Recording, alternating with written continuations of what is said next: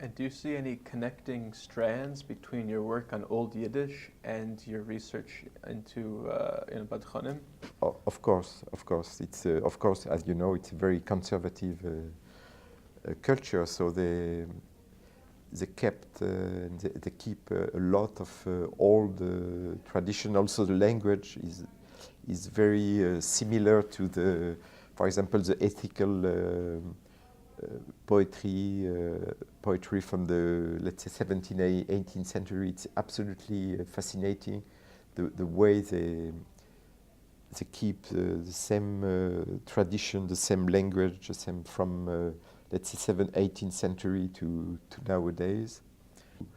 I was also very interested to know how they transmit the Tanakh in the Cheder, in the Hasidic communities, and so I studied the way the Bible was transmitted in the primary schools in Eastern Europe, and some scholars they did research on this aspect, and there is a fabulous continuity between let's say 16th, 18th century to nowadays, in the way they learn and they study and they transmit to kids, to children, the Tanakh, and how the technique, the process of learning Tanakh. So, for example, when you see the leazim, the vernacular glosses in the